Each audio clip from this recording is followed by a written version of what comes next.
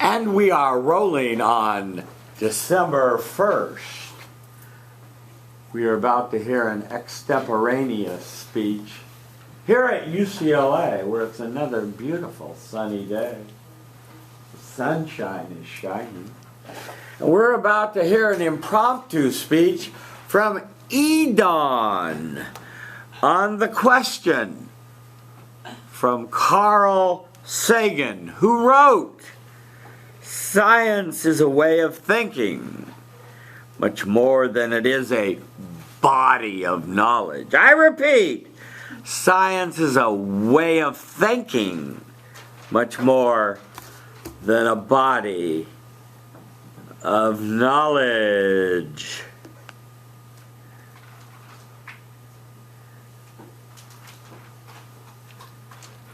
My mom worked at Jet Propulsion Laboratory. She really liked her job. Actually, my uncle and my aunt also worked there. But only my grandfather made a career at JPL. And it was during that career he met Carl Sagan. Now, Carl Sagan said that science is much more a way of thinking than it is a body of knowledge. And I agree with that statement. Carl Sagan was a mediator between science and the non-scientists, those of us who don't have that background. And he was able to look at science as a process. Now, today I want to explore why a dictionary definition of science doesn't do it justice, why it doesn't cover all its complexities. I want to explore the traits that good scientists have and share, and how that shows us that science is a way of thinking, because these people have characteristics in common. And I want to explore how science is a process. It is the procedures we take. It's not about the final findings.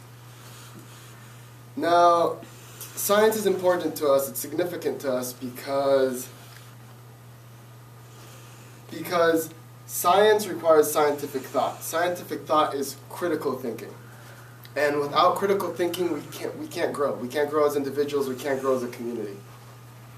We need to be able to challenge the status quo, think about why things are the way they are in order to grow, and we need to have the ability to be critical thinkers, to be scientific thinkers to do so. At a time where college students are often more worried about their emotions and feelings than actually being critical thinkers and worrying about the truths of life, I think this is an important time to cultivate it both on campus and in our education system as a whole. I had a professor who once used to tell me that ignorance is easier than effort. And it really resonated with me because effort requires thought, time, discovery, right? Ignorance is easy. So, let's think about the definition of science. If we were to just look up the definition of science in a dictionary, and I have in a Merriam-Webster, for example, we basically come to the conclusion that science is the facts we've gained from experiments and observations. But the problem with that definition is that it doesn't cover the complexities. It doesn't cover the processes that have taken place over time. It doesn't cover the changes. It doesn't cover how individuals, very special individuals and unique individuals, pour their time and effort into this way of thinking. Science is not an A to B process. It's not about the facts. It's about everything that goes. It's not about the final results, but it's about everything that goes in between. So, what qualifies you as a good scientist? You have to be observant. You have to be inquisitive, right? What else would you have to be? You'd have to be curious, unbiased, right? You'd have to be brave. You'd have to be brave because when you're conducting research, you don't know where that research might take you. You don't know what the results might be. You don't know if you'll actually like those results. But you have to be brave and accepting that, going into the unknown. Now, it's important to understand that scientists share these characteristics. They share this way of thinking. They share this way of operating. Scientists, what makes a good scientist isn't necessarily their education, their foundation, what field they study, what they already know, but it's about how they approach problems. It's about how they deal with the unknown. It's about who they are. Now, science, when I think about science, I like to think about the age-old saying, it's the journey, not the destination. In science, there is no quota. There is no cap to our knowledge, right? Making it not about that destination. It's not about reaching that point. It's about the procedures we take. It's about our confidence in the procedures we take. Sometimes scientists might reach conclusions that will be false. But that's okay. It's about the process we take, the research, the way we conduct ourselves. So what have we seen? We've seen that science as a dictionary definition is not enough to cover its complexities, and we have to look at it in a more wholesome way. We've seen that scientists share traits. They share traits that make them good scientists, proving that it's a way of thinking, it's a way of operating, it's a way of dealing with problems more than it is what you already know, more than it is a body of knowledge. And we've seen that science isn't an A to B process. It's the journey. It's what has brought us here and what will continue to move us forward. It's not about what we currently know, but it's about how we got to what we currently know and what future discoveries we'll make. I like to think of Galileo when he recognized the heliocentric model, right? And at the time, that was kind of contrary to beliefs, contrary to what people knew. At the time, he received a lot of backlash from the church, from culture, from people around him. He was put in house arrest. But he had to stick to this because he was a critical thinker. And while he didn't even want to recognize this theory, he had to eventually, because that's what scientists are. It's a way of thinking more than it is what they already know. So in conclusion, there should be no doubt left in your mind that science is a way of thinking much more than it is a body of knowledge. And while my grandfather was no Carl Sagan, they did share a bond. They shared a bond in the way they thought. They shared a bond in the way they operated. They shared a bond in scientific thinking. Thanks, guys. 625. Hi, my name's Guilherme. Hi, Guilherme. I really liked it. You didn't depend on any notes. Really good job.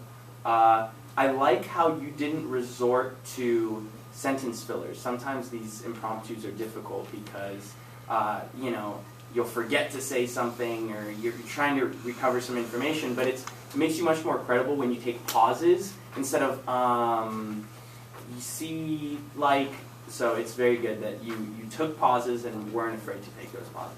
Thank you. Improvement. Hey, I'm Kai. Hi. I'd say like the only thing you could improve on is to provide some examples of where scientists actually like push the boundaries and like really demonstrated their way of thinking, not just define like what it is as a definition. So that's it. Thank you. Edon, Yes, sir. just I can talk to you longer about it and review your tape with you, but briefly, I liked the intro with your family and the tie back to that. You preview of going to dictionary definition and then the traits and then talking about it as a journey was okay. I think the thrust of your significant statement was okay. I think the thrust of your speech where I think you really needed to expand, though, and as your colleague just suggested, give more examples of it, is that, what makes a good scientist, the scientist's way of thinking is these traits. And I would have liked really, more elaboration on 7 or 8 or 6 or 7 traits, and then maybe some specific examples of scientists that had these traits and how they filled in and made it happen. But overall, you got the job done. Thank you.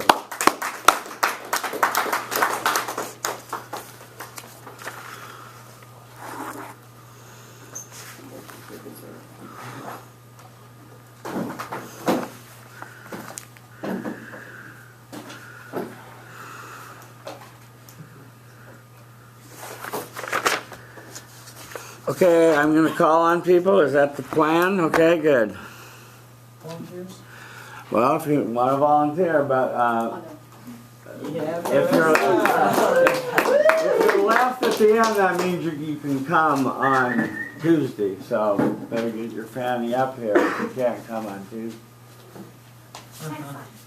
Building up the courage. Summoning up the courage. Praise the Lord. Okay, could you get back in the green square and stay behind the front of the green square? Edon really pushed me back. Go to the rear of the green square and over that way. Yeah. No. Right this way now. Yeah. Good. Stand up, sit down, fight. Okay, good. Okay,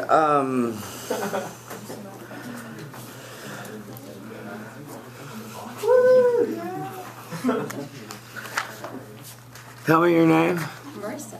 Marissa, there you are. Marissa, you're speaker 6, correct? Yes. Okay, good. Wait.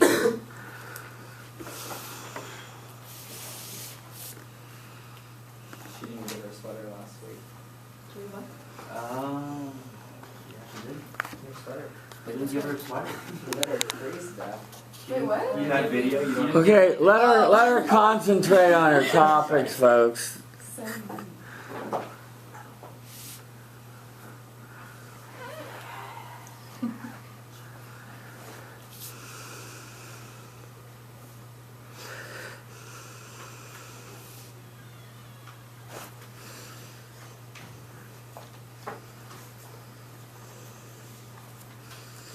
Okay, we're going to hear an impromptu speech from Marissa.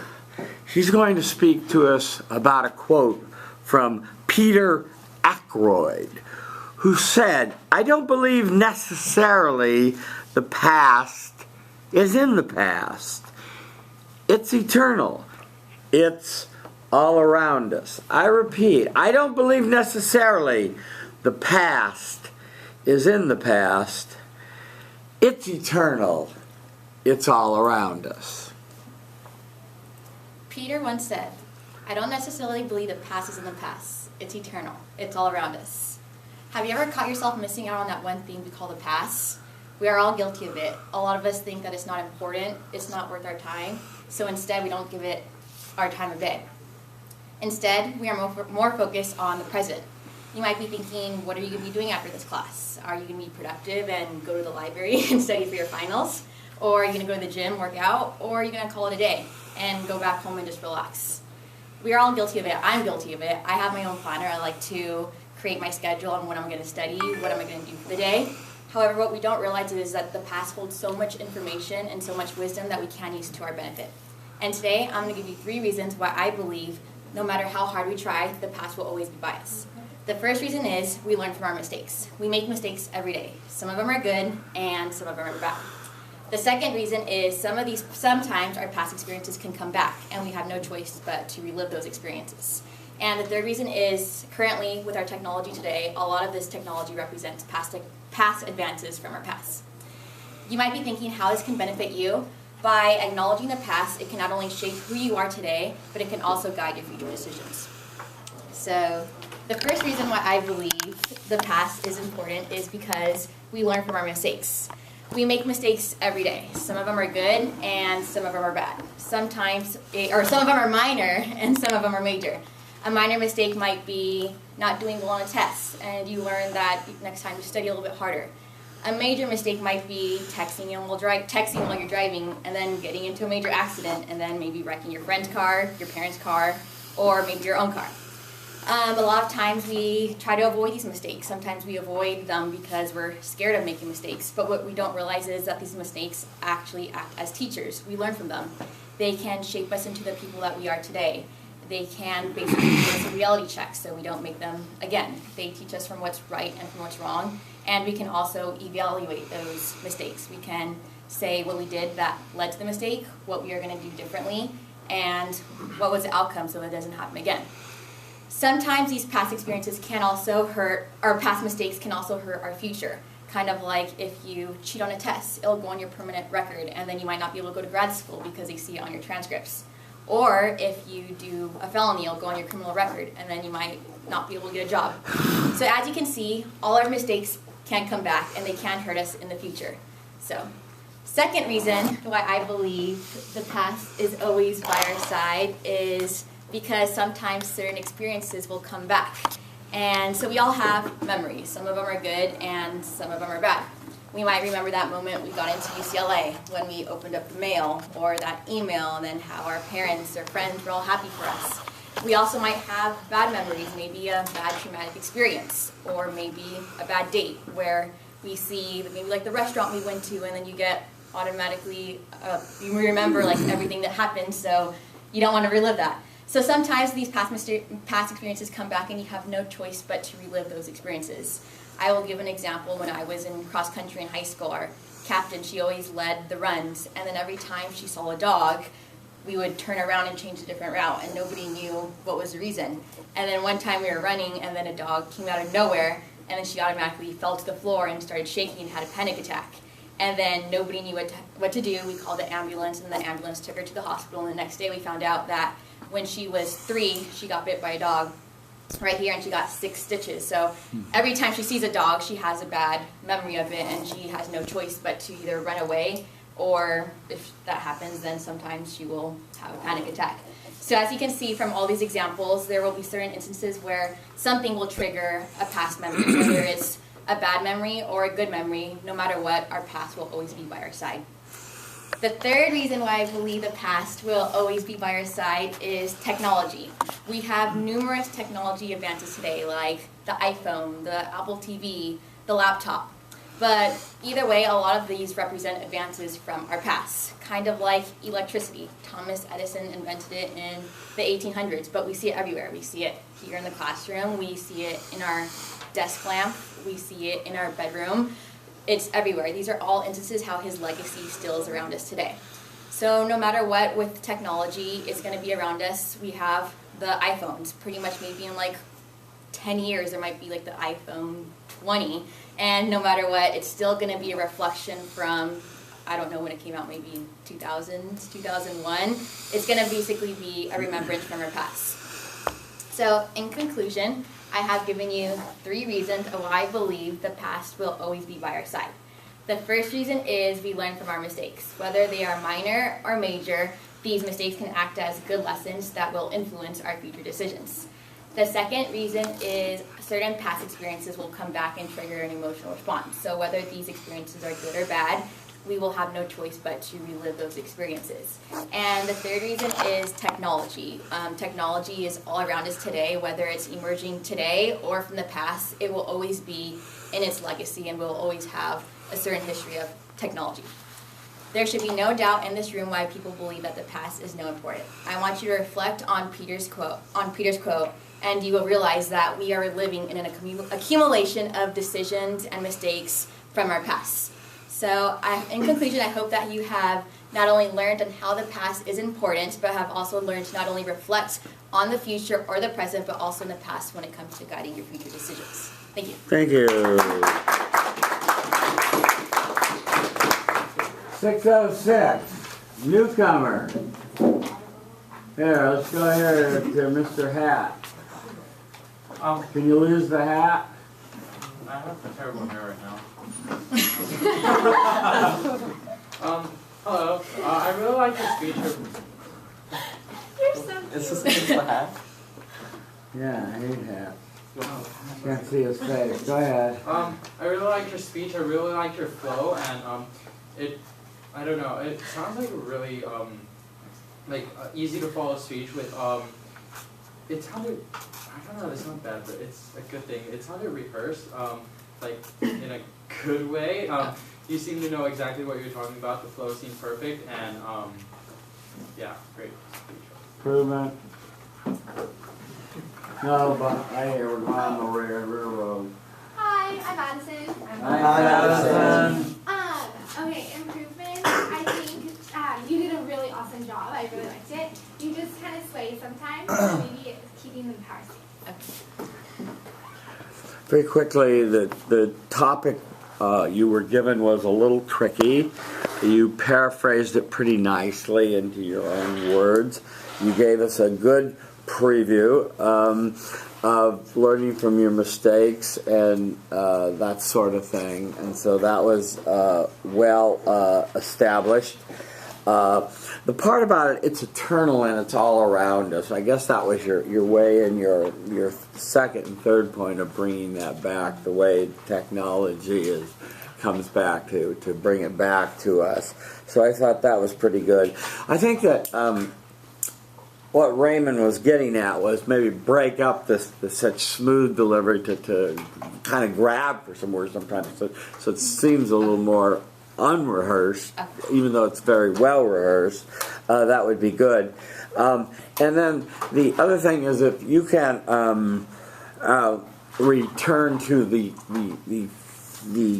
quote or the statement after each of your sections, and that's why I don't believe necessarily the past is past. But I have a second reason I don't believe that past is necessarily the past, and the third reason I don't believe the past is necessarily the past. You know, like that would have been very effective. But you did a good job. Thank you. Good job. Woo! Are you going now? Yeah. You're right, so I'll go for it. I'll hold on to it.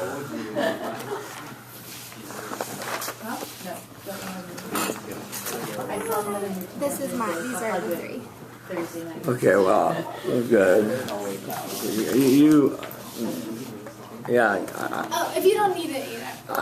Okay, I was going to turn to my page. Okay. Okay, where is the speaker 7? Yeah. I don't know which day though.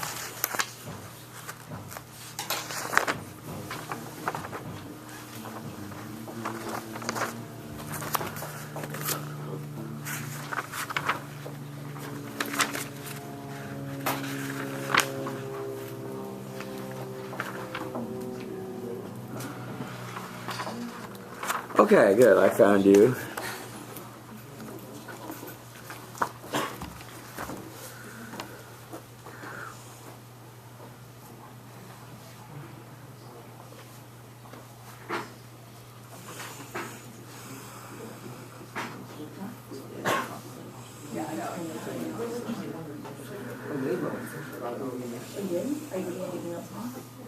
Okay.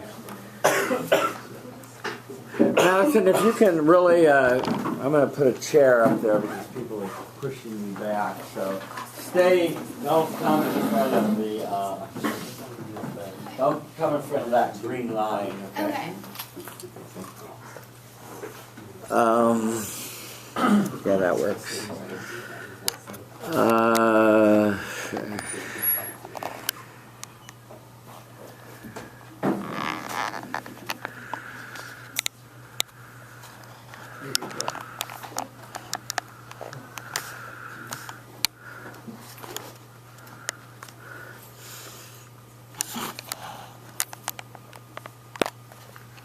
Madison stands before you, managing attention. Close the computer. Communicating respect non-verbally. Saying to herself, I respect my audience, and really meaning it. Finding friendly eyes near the front and the center. Say your name, feel the love.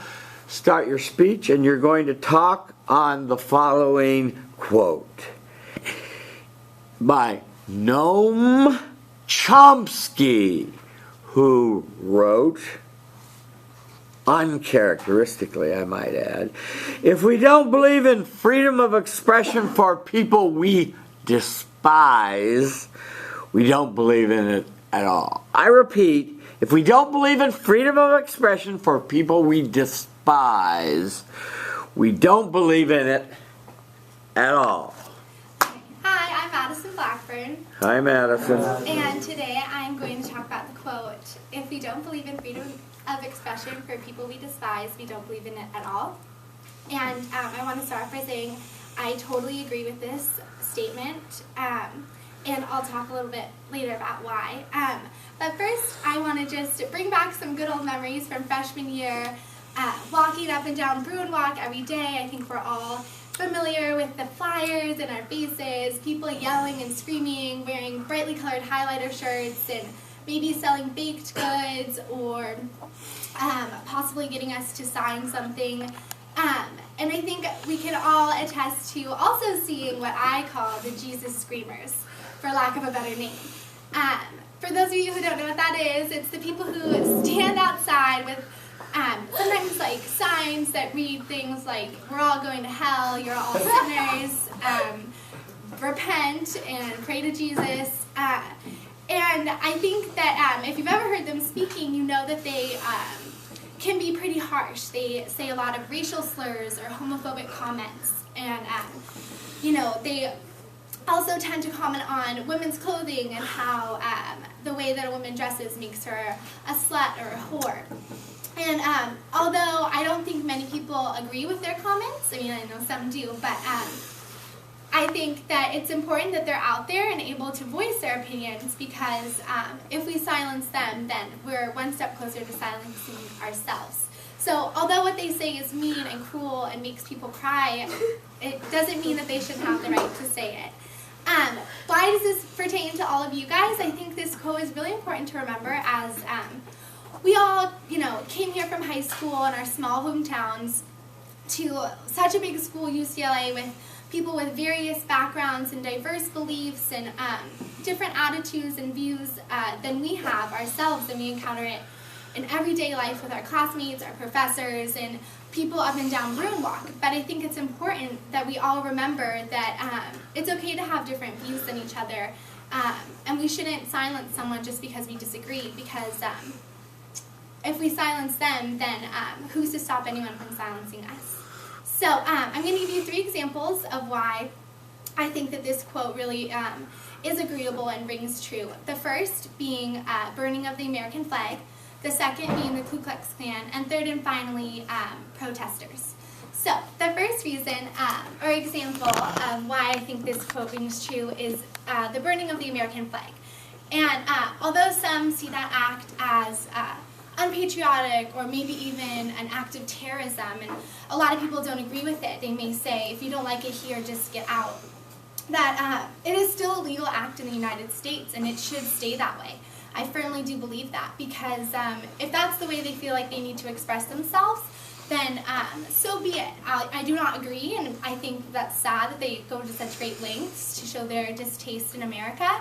But if we tell them that they can't do that, the next step would be maybe other groups not being able to do certain things, or other people not being able to do certain things, and pretty soon we'll all have to have the same thoughts, the same opinions, the same attitudes, dress the same, act the same, look the same, and really live in a boring world.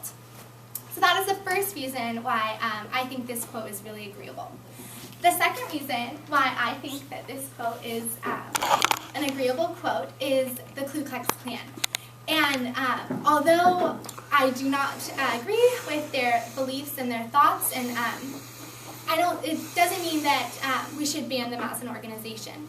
Although they do some illegal acts, and that in itself is completely illegal and should be punishable, just being in the organization, just being a member of the Ku Klux Klan is actually legal in the United States, and I believe that it should continue to be legal.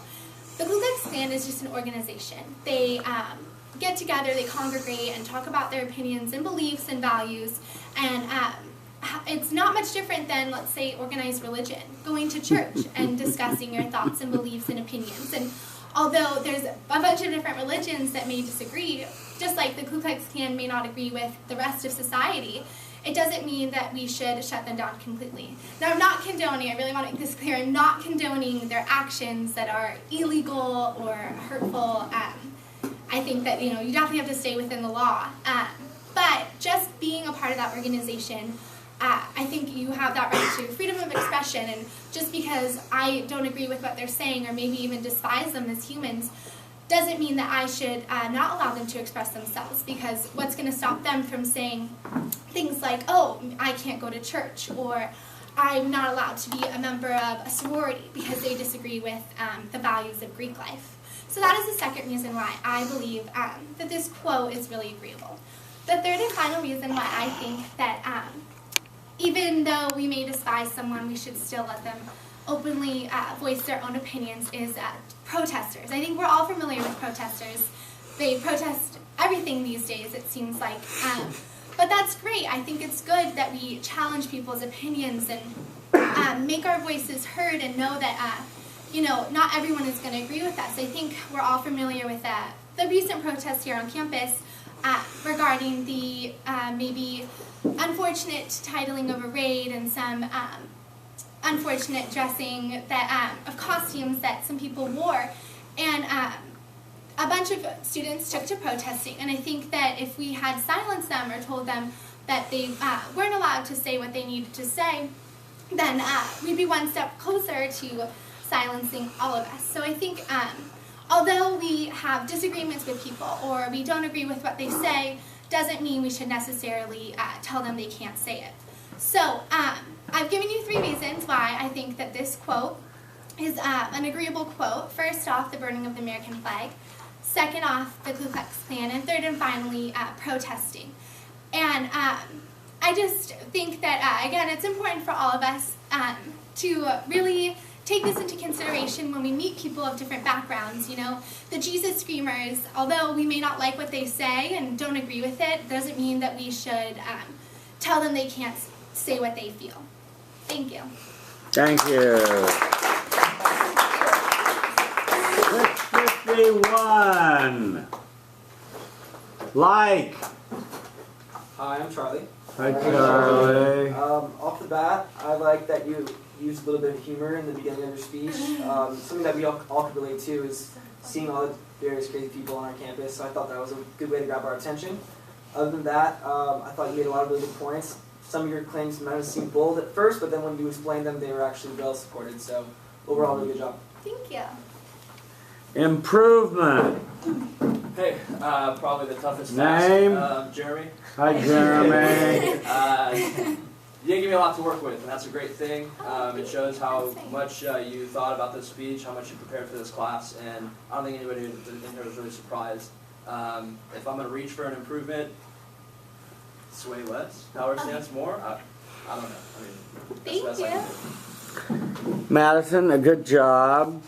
And thank you for staying pretty much in the green bubble. I didn't have to back up too much. That was good. This quote by Noam Chomsky: if we don't believe in freedom of expression for people we despise, we don't believe in it at all, was a good takeoff for the examples that you gave. And your 3 examples, the flag, the KKK, and protesters, were, I guess, on one level, people that we come to despise. Now, interestingly enough, I would just add as an overview, some people came to despise, the fraternity and sorority people that put in the costumes, and clearly there was an example of they using their freedom of expression. Right. And so even though we despised what they did, they had that freedom of expression, right? So that was sort of an interesting conundrum in all your analysis. I wish you, instead of just saying, you did return to the quote and you said, this is why I agree with it, I wish you had said it, and that's why I believe that freedom of expression, and that's why I would have said it or paraphrased it every time when you came back to it. But other than that, I thought you did a really super job. Thank you. Thank you so much.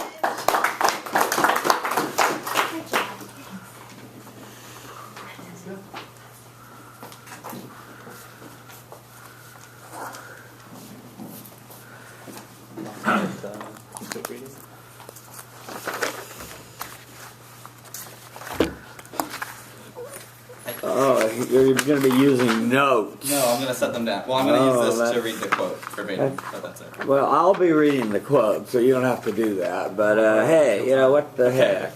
Let me see if I can find you somewhere. Speaker 1 on the final round. Speaker 1. I see Carolyn Pham as Speaker 1. Must not be you. That might be Okay. me. I see Kai. That's not you. Layla's Speaker 1. Boy, I'm really striking out here.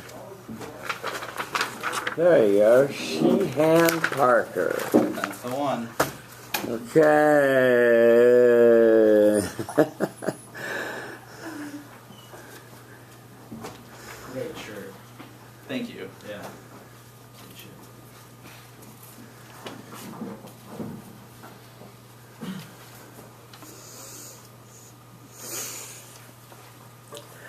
Well, I think that it's time for us to. Oh, you're tall. Really tall. Gosh.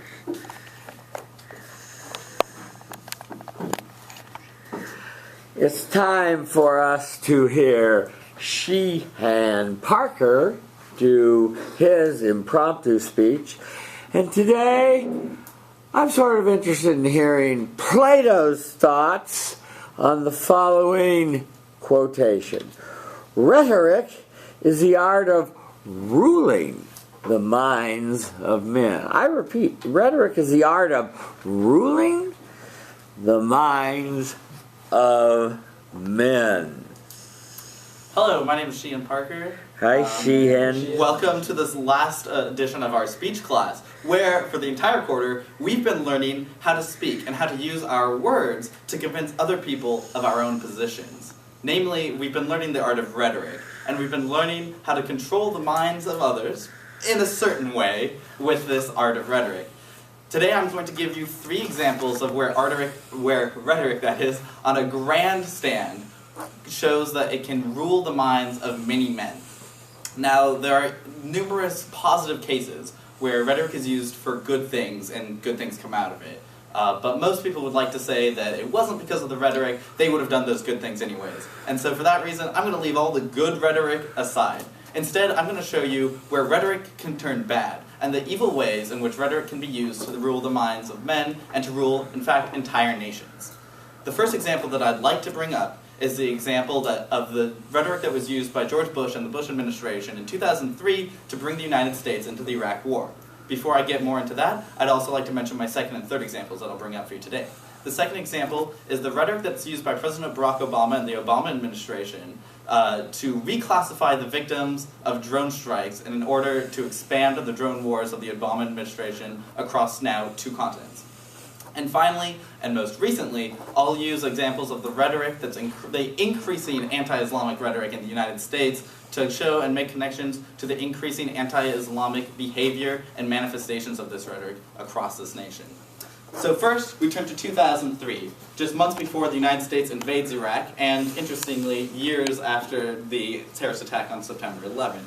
So what was the United States' justification for entering Iraq?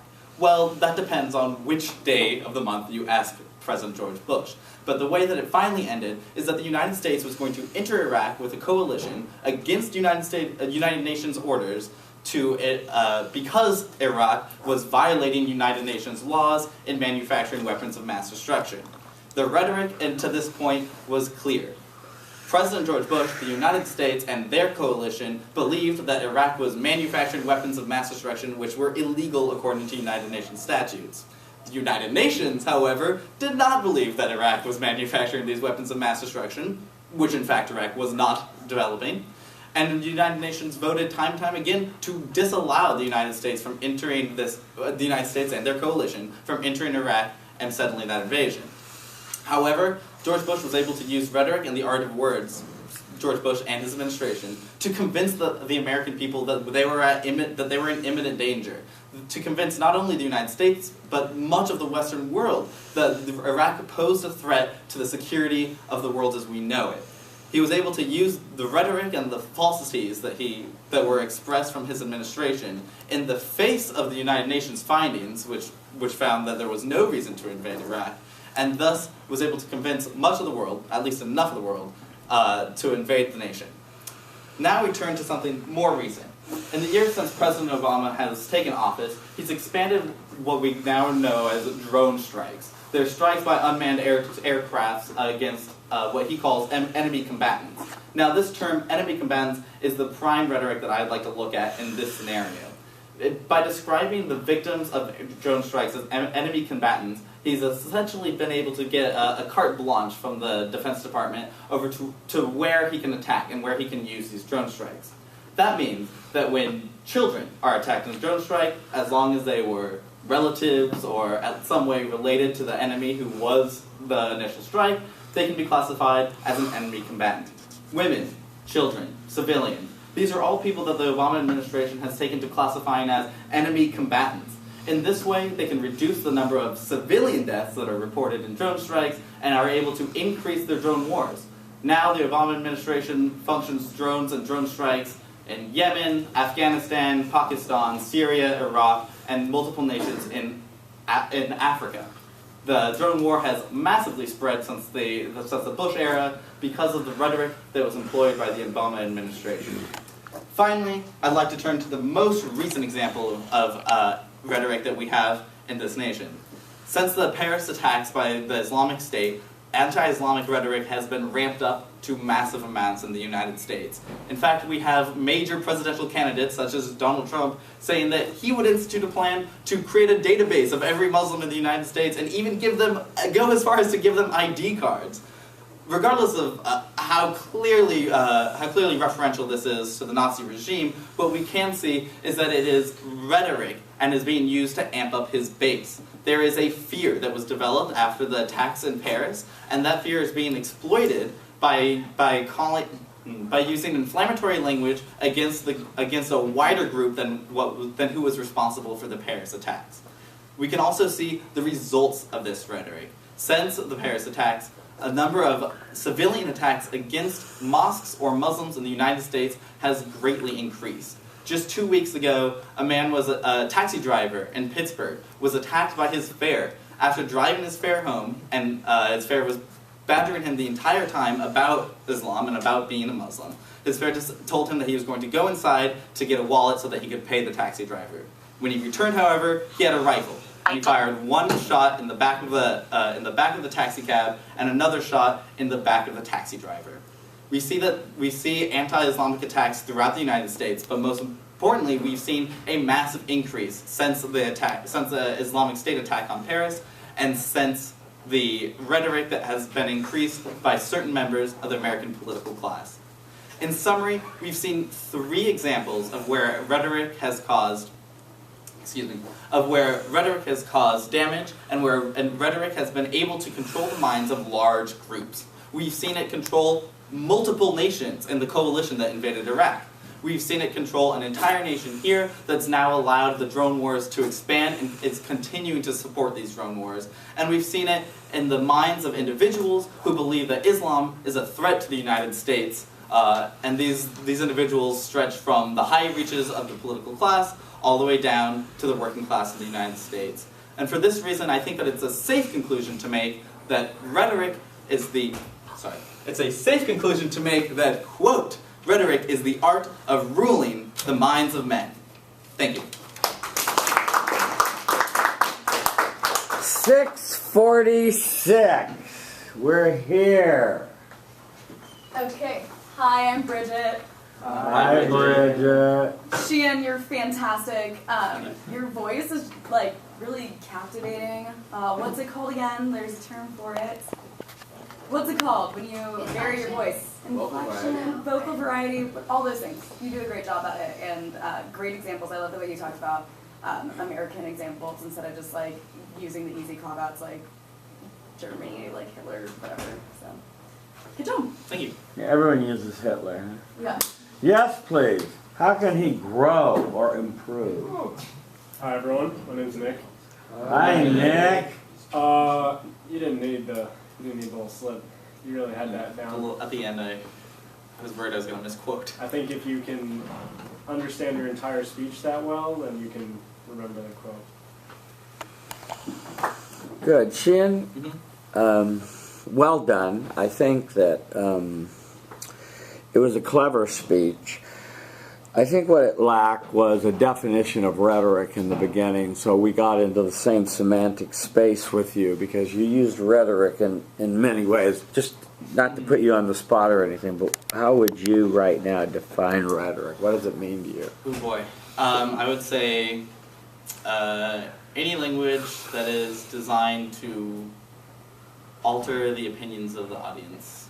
So it's a public language that's designed to alter the opinion of an audience. Okay. Public utterance is designed to persuade. Okay. Good.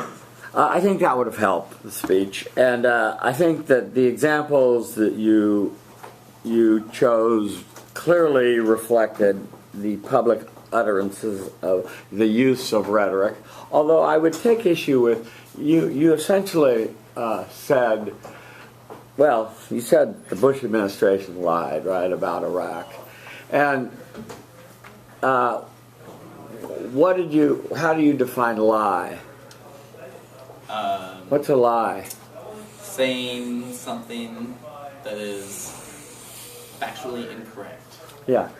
And, you know, Powell and other people at the time, the intelligence they had, thought they were telling the truth. He did. And now, you know, in hindsight, more intelligence, they weren't so true, but to call them liars at the moment. But they did use rhetoric. I'm not putting too fine a point on it, but they did use. And if anybody wants to see an excellent speech, watch Powell's speech at the United Nations. It's good argumentation with evidence, slides, the whole bit of, again, what he called his best intelligence. And, you know, drones, good example. Paris, yeah. I thought, I don't know, I guess I wasn't that impressed with your evidence of the link between the rhetoric here and the attacks on the taxi driver, but I can see a link, but I guess I just wasn't that impressed with your evidence. So besides that, you did a really excellent job. Thank you. Too bad you didn't pick the first one, though. That was going to be a great speech. Well, good. Why don't you do it then? Which one? Well, let me see the first one. Oh, it's going to be all about like George Bernard Shaw. Oh yeah, that would have been good. It's going to be Tyler Bird all over that. Stand up there. Are you going to give us like a few minutes after you tell us which quote so that we can prepare? Yeah, out of your 7 minutes.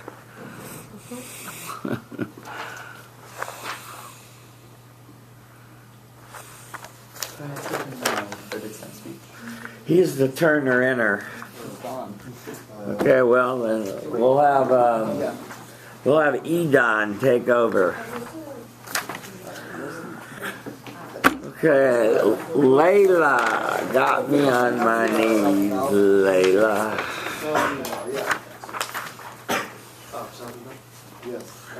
Okay, you're gonna step back, I assume, right? Yeah, right there's good. That's fair enough. Yeah. Okay.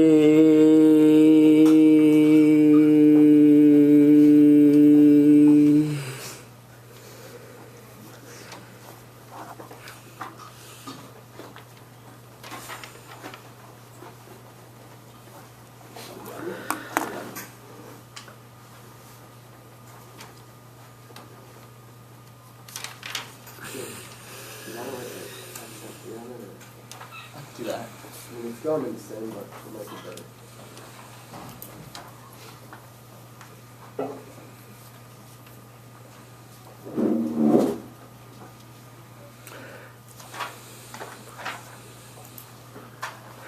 Okay, we're about to hear an impromptu speech from Lala. We're going to hear speaker one, a quote from Margaret Burke White, who wrote, "The beauty of the past belongs to the past." I repeat, the beauty of the past belongs to the past.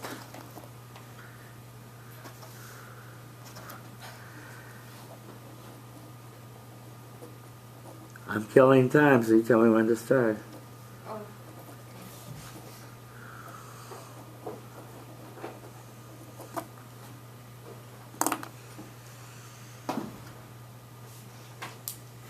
Okay, I'm starting now. That's enough time.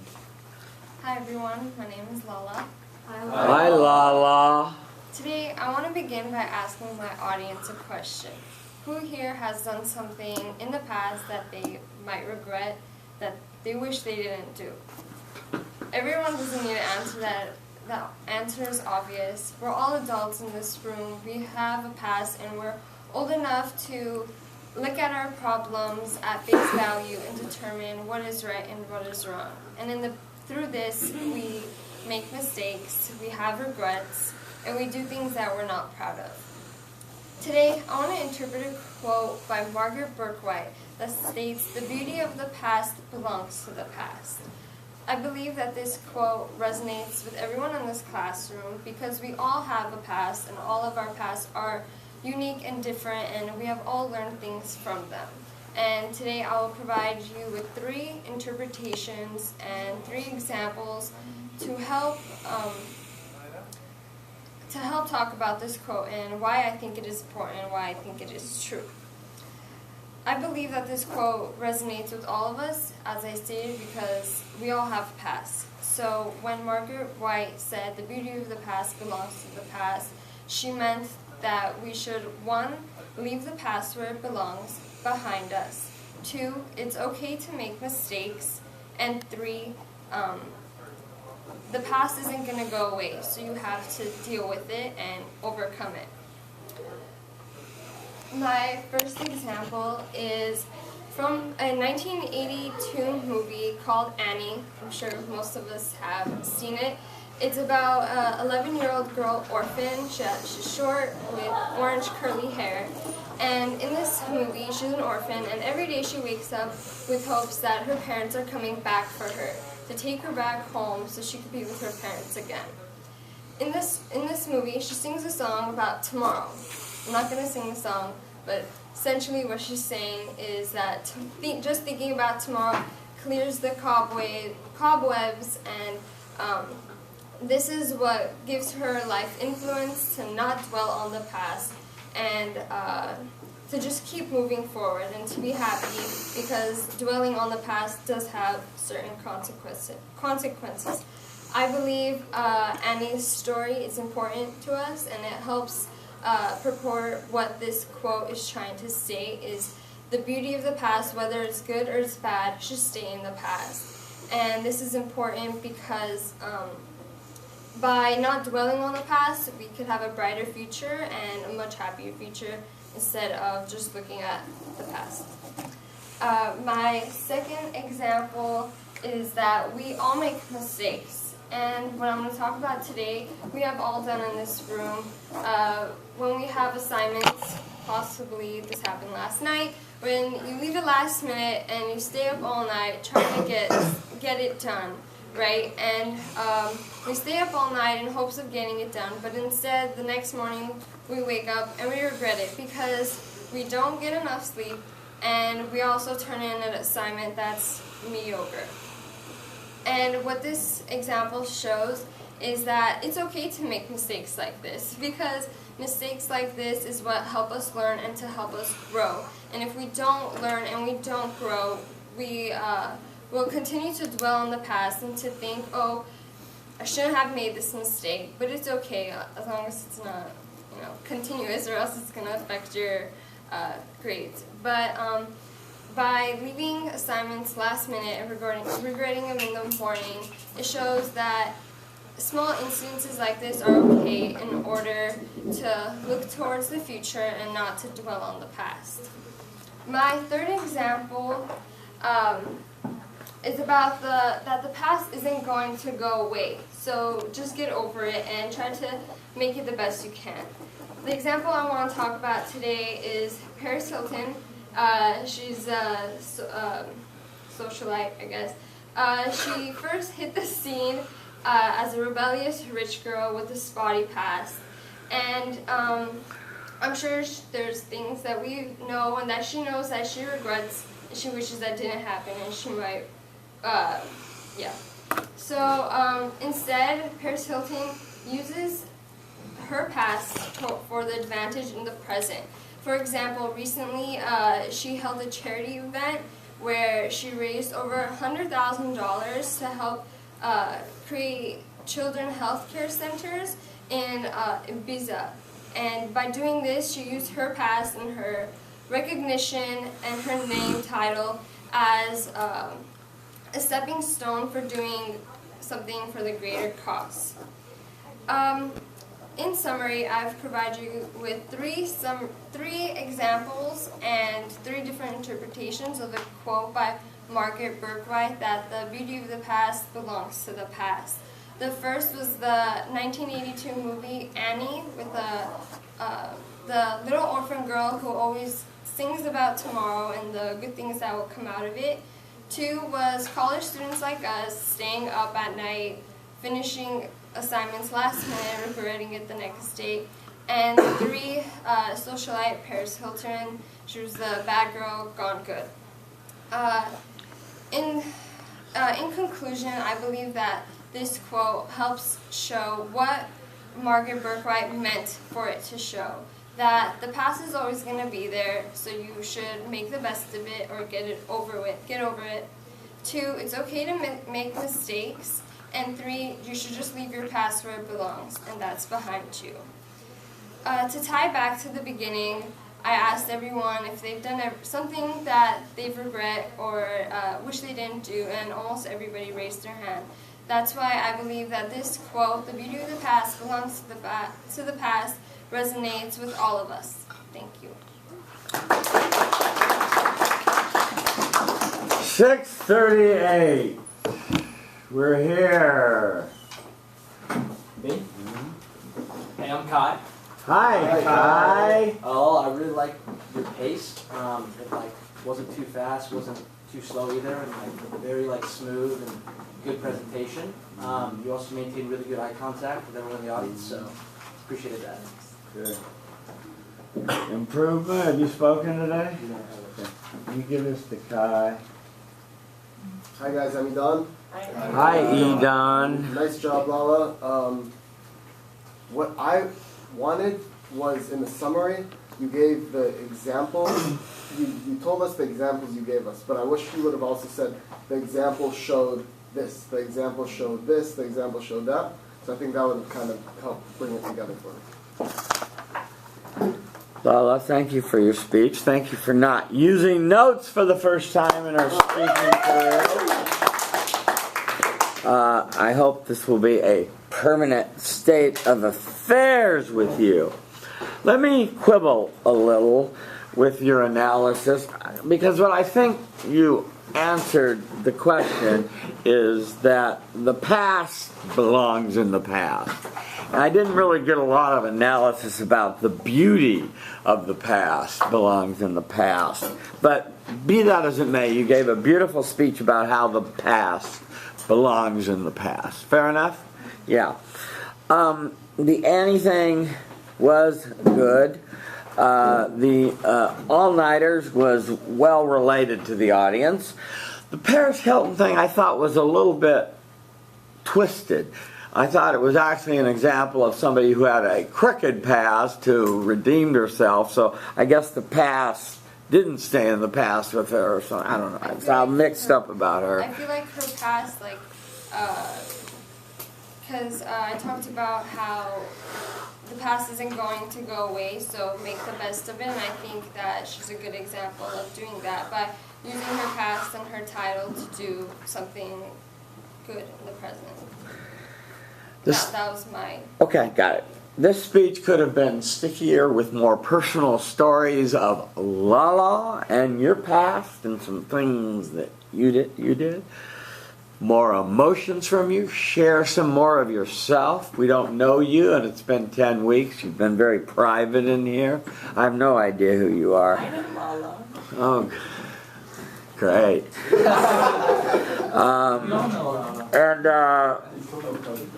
As far as credibility, pretty good. What was unexpected in the speech that you designed into this?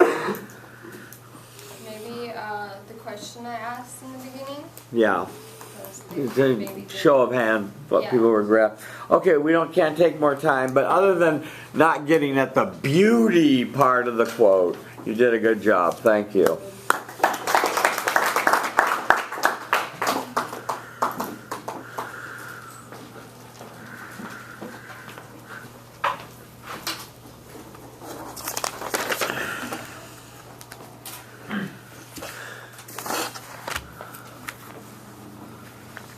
Okay.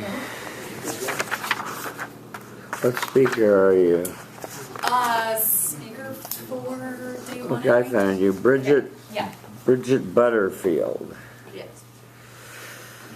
Okay. Okay. Take a step forward, please, Miss Butterfield.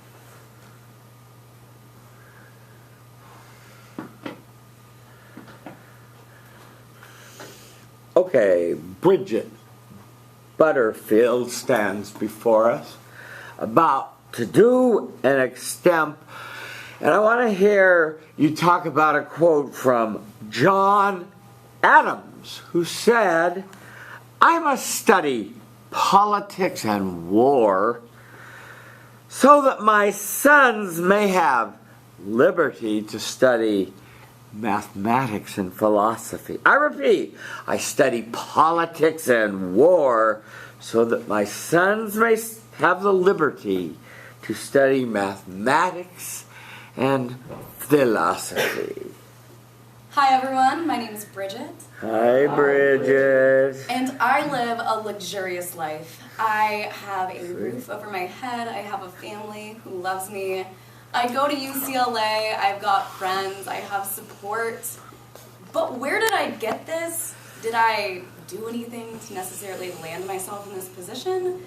Or was it because of work that happened before me that my parents put in, or my grandparents, or my great-grandparents? And the truth is that everything that I am today is from the situation that I was born into, and I have my relatives to thank for that. So the quote I want to talk about today is a quote by John Adams, and it goes, "I must study war and politics so that way my sons may have the liberty to study mathematics and philosophy." And when I think about that quote, I think about my great-grandpa who came over from Armenia in a boat and set up his own laundromat in America, or my great-great-grandma who came over from Ireland, escaping the potato famine to come here and set up this beautiful life I have in America. So we definitely have all of them to thank. And now there's 3 examples I want to use for this quote that are examples of people who have put in work for all of us so that our world might be a better place. And my first example is a young girl named Malala Yousafzai. And my second example is a man named Harvey Milk. And my third, as we all know, Martin Luther King Jr. The significance of this quote is that we're coming off a day of Thanksgiving on Thursday, and I think that we can add a few more people to our list of people that we are thankful for.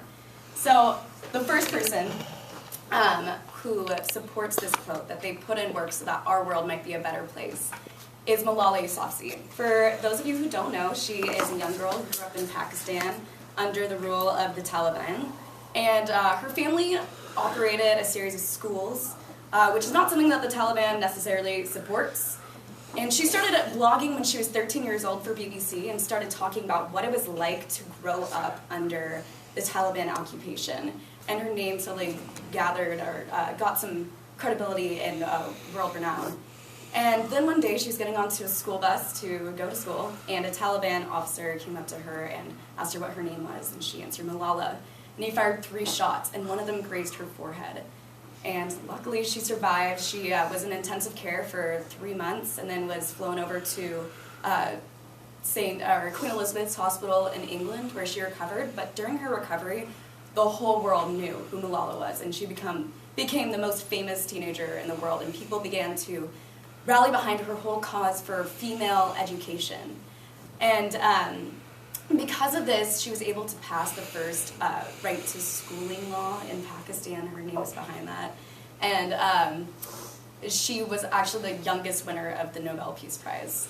So Malala is someone who we should all thank for making female education something that is more common in other countries, not just our own. And my second example of someone who we should thank for making the world a better place is a man named Harvey Milk. Harvey Milk was the very first openly gay politician to ever hold public office in California, and one of the first in America.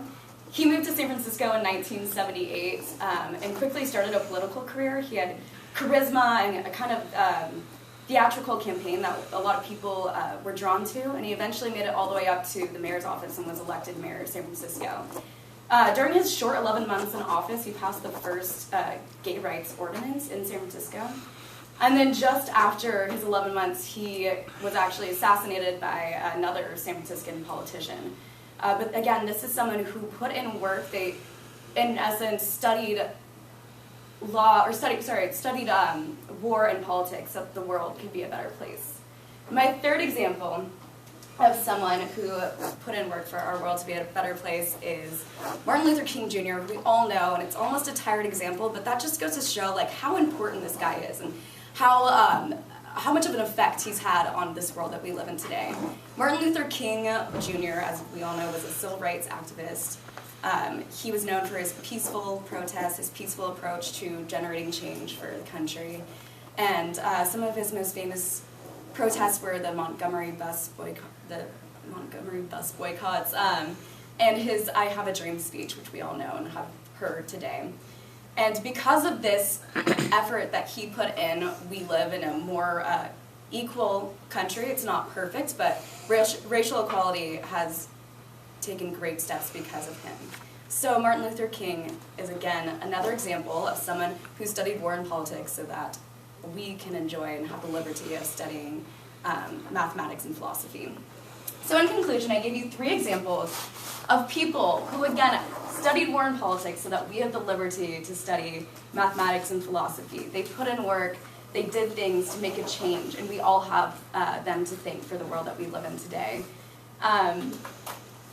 So coming off of Thanksgiving, I hope that you thanked your grandma and your grandpa and your mom and dad and whoever was there to put the work in so that we can be here at UCLA studying communications or econ or whatever your major is. But here we are, so thank you to those who put in that work. Thanks, guys. 5:46. That was short. It was short. Where are we? Here. What'd you like? You got that computer open. It's just charging my my phone. It's not even on. Okay. Hi, my name is Jasmine. Hi, Jasmine. So I really liked your examples. Some more unique than like the typical. You know, you gave more current examples. I also really liked your tone of voice and like you engaged with all of us, and I thought you were very convincing and it was sneaky. So thank you. Improvement. You're so cute. Thanks, girl. Name. Carolyn. Hi, Carolyn. She's too cute. I don't know what to say. She's too cute. Great. Okay, let's have some substance.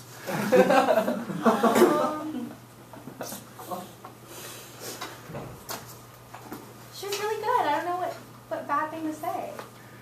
Helping her grow isn't bad. My conclusion was a little shaky. We can talk about that. Okay, thank you, Caroline. Blah, blah, blah, blah. Yes, there you go. that was cute. You were cute. Okay. You're so cute. You were so cute. All right, Bridget, let's quickly talk about your speech. Your introduction was a story. It was okay. It didn't really grab me, but it was fine. You talked about I'm lucky, and I'm lucky because of my ancestors, and you tied back to that. So, poem, a quote, a story, other things a little more effective, but it got the job done. You chose to agree with the quote and make that clear and say it. I really agree with this quote that unfortunately in this world, sometimes we've got to study politics and war in order to have liberty to study mathematics and philosophy. That's just a sad reality of life. And I think that's kind of what I was expecting in your significant statement too, of this clash between good and evil. And sometimes you have to put things together first before you have the leisure to be able to study, because you're not doing a lot of studying when someone wants to blow your head off at a rock concert, right? So you chose 3 examples. And you chose the Pakistani young lady, and I thought I have no trouble with the 3 examples you chose. I just thought it was a little inelegant the way you told the story, and I would have liked you to have followed more from the quote and showed that she did the work and followed the quote. She did the work of politics and war, so that now young girls all over the world, including girls in Pakistan, can study. So she did that. And you kind of did that. I'm just saying it was just a little bit awkward how you did it. Okay. Same with Harvey Milk. Little light. It was Milk light. You told us he was a great politician, murdered by Dan White, of all people, who got off with a Twinkie defense of all things. But Harvey Milk put in a lot of good legislation. He fought good battles in San Francisco, and now many people have a better life in San Francisco because of Harvey Milk, see? And I would have played it that way. Same with Martin Luther King. He battled and fought the wars of all the oppression that was going on against black people, so that now his ancestries and everybody else have a better life. So I would have tried to make that more causal effect thing going on with your examples. Your summary was a little light. I would have liked it to have been more detailed. Your conclusion was fine, and your tie back was okay. So you did a good job, and yes, you're cute. Thanks.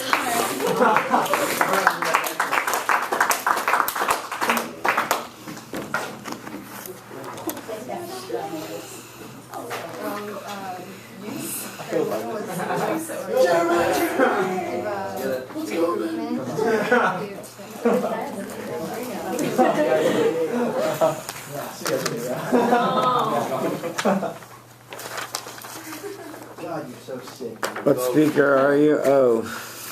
I just looked, but. What speaker are you? Round 3, speaker 4, or round 4, speaker 3. Round 4?